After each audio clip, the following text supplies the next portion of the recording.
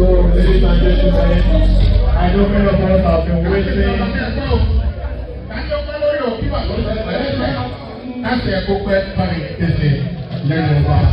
Ẹ ṣe o, àdéhùn pé o, àrìnàkúrẹ́, please,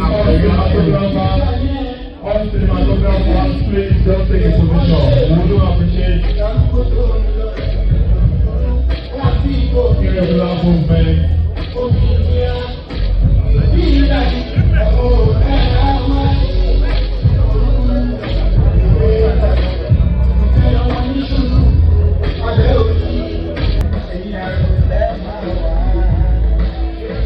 Let's do the next book quickly. Let's do the next book quickly. But Daddy today wants to check in. One back and we'll see you online. All right, Daddy, you're put that on top.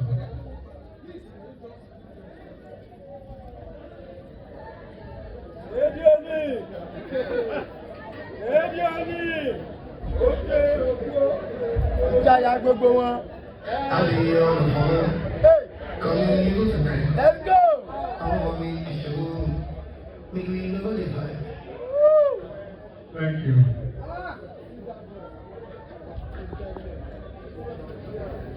Gẹ́gẹ́ bí olùdíje fún ipò gómìnà, ẹ̀gbọ́n mi tí wọ́n sọ̀rọ̀ lẹ́ẹ̀kan, ó dùn mí wọ́n ti lọ. Ṣùgbọ́n mo fẹ́ kí wọn pé lágbára Ọlọ́run á jọ ṣàṣeyọrí. Torí pé nínú àwọn tí wọ́n fi owó ròyìn inú àwọn tó fẹ́ díje ni ò sí bẹ́ẹ̀. Nǹkan tó ń sọ náà ni pé mi ìlówó lọ́wọ́, èmi náà lẹ́wọ̀n pé mi ìlówó lọ́wọ́.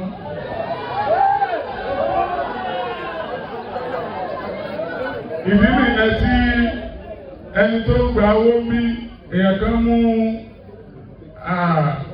àkáǹtì wa lẹ́ẹ̀kan àkáǹtì nọ́mbà ẹ máa bọ̀ kéde ó fún yín ní tó wà nílẹ̀ kí wọ́n ṣẹ̀ṣẹ̀ transfer ẹ̀. Ẹ má wulẹ̀ láti wá kí n fún yín nìsín.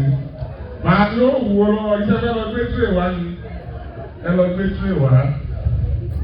Ṣùgbọ́n lẹ́yìn owó yẹn táwa tún ní àtúnà. Gbogbo ìgbà tí tíṣà yẹn bá ti bẹ̀rẹ̀ sà ẹ máa pè wá ká máa ṣe lọ. Ṣùgbọ́n nínú àwọn tí ó ní owó tó fẹ́ ná tó pọ̀ àṣìbẹ̀ ọmọlúwàbí náà la fẹ́ ná. Ẹ̀gbọ́n mi yẹn ní àwọn òdì gọ́ọ̀nà mo ṣe àmì. Nísìsiyìí mo ṣe àmì ni pé Ọlọ́run ò jẹ́ wọ́n ṣe àdúrà yẹn ṣe torí pé wọ́n bí 2027 sí.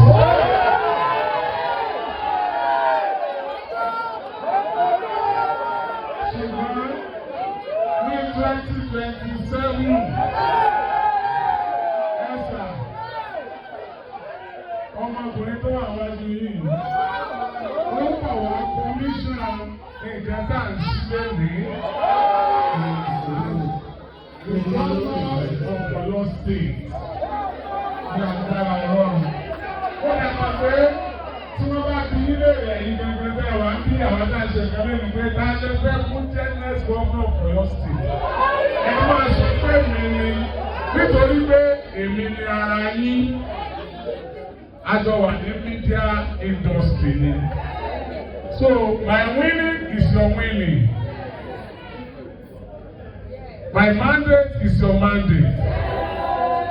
Mo appreciate àwọn tó bí wa tó wà bí àwọn bàbá wa, àwọn ẹ̀gbọ́n wa. Ẹ ṣé gan ni. Mú kìíní wa. Ẹ ti ń gbowó dà kí n fi tèlú. Make me know the vibe. I know what's playing for you. All right, please, ladies and gentlemen, please, open lady.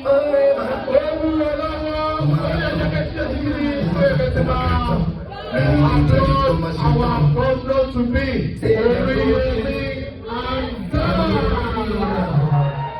Oriyomi and those who are talking, bring it down for Oriyomi. All right. So please, those who are flagging Daddy Oriyomi, please, we'll hand over the microphone to you. and then you will support the governor to be as they have made a donation to this beautiful edifice in which we are looking forward to.